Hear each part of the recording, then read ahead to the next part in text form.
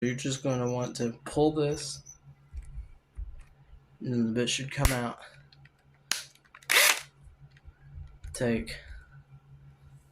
do the same, to insert, you're going to do the same thing. Pull this and insert. It's good. The drill is a bit different here.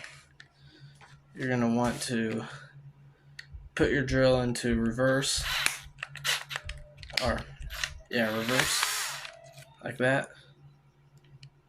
Hold the chuck,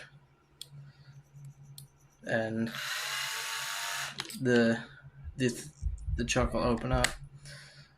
And then for